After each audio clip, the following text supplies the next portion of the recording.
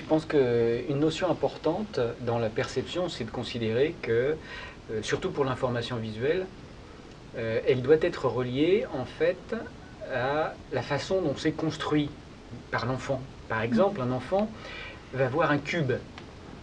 Ce cube, s'il le voit d'un certain point de vue, arrive sur sa rétine avec des informations différentes. S'il tourne autour du cube, à chaque fois, l'information visuelle va changer. Mais in fine, à force d'interagir avec le cube, à force de faire converger des informations visuelles qui sont différentes à chaque fois, il va donner un concept, il va utiliser cet objet de façon invariante, malgré la diversité des informations visuelles. Autrement dit, ce n'est pas l'information visuelle qui crée des régularités dans le monde, des objets par exemple, mais c'est le mouvement du corps autour de l'objet, c'est l'interaction physique avec l'objet qui permet de construire une image de cube, le concept de cube, etc. Donc cet exemple vous montre qu'en fait, la perception n'est pas dissociable des actes qu'on peut faire.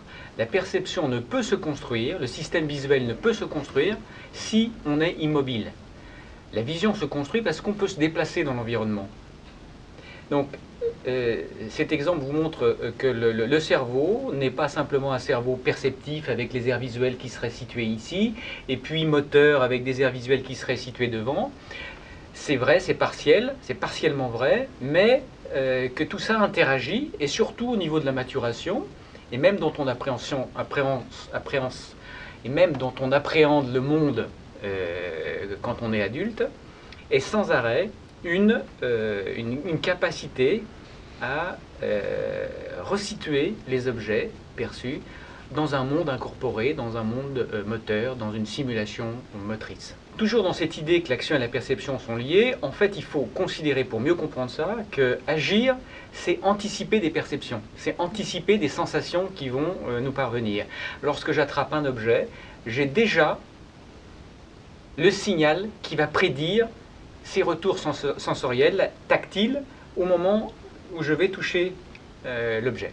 Autrement dit, ma vie de tous les jours, la vie habituelle, se déroule sans aucune sensation, des sensations qui sont assez faibles en réalité, parce que cette prédiction des retours sensoriels que j'ai à l'action sont sans arrêt comparés avec des retours sensoriels qui existent et sont annulés. Et en fait, il y a une forme d'annulation de ces sensations quand je prédis correctement.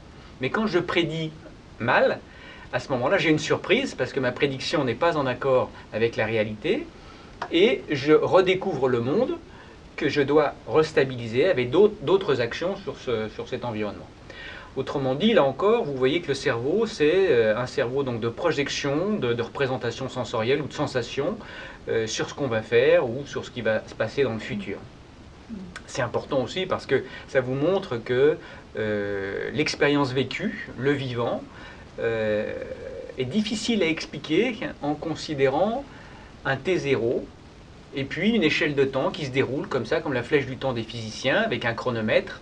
En réalité, on est sans arrêt dans le passé, c'est ce que j'ai vécu sensoriellement, que je vais projeter dans le futur pour prédire ce qui va se passer, et que cette échelle de temps linéaire ne fonctionne plus. On est sans arrêt plutôt dans une boucle comme ça qui nous fait passer du futur au passé, du présent, du futur au passé, etc. Et c'est dans ce sens-là où il faudrait qu'on invente des échelles de temps différentes, ou en tout cas des mesures du temps différentes que celles du temps des physiciens, qui est un espèce de tic-tac qui est inchangeable, alors qu'en fait, toute l'expérience montre que le temps est extrêmement subjectif. Le temps perçu, le temps du cerveau, c'est un temps qui est, je dirais, bruité par énormément de paramètres, comme la fatigue, par exemple. Quand je suis fatigué, je trouve que des événements qui sont très courts deviennent très longs, etc. On est obligé quelque part de mesurer les choses, c'est évident, donc on est obligé d'avoir un chronomètre. Mais quelque part, il faut resituer ce chronomètre, je pense, dans les singularités des expériences vécues, c'est-à-dire que nos expériences sont toutes spécifiques à chaque individu. Et un des défauts de la science, c'est de faire des moyennes, où on va considérer que 10 sujets, 10 danseurs, 10 spectateurs sont les mêmes danseurs, sont les mêmes spectateurs. Or, c'est faux. Donc ce qu'il faut arriver à faire, je dirais dans la science moderne, c'est d'arriver à faire de la singularité, même en utilisant les statistiques, et arriver à extraire des invariants au sein d'un même individu et non pas considérer qu'on est tous identiques, on est tous des robots qui avons la même façon de percevoir le monde avec les mêmes cultures, les mêmes langues, les mêmes perceptions, les mêmes représentations.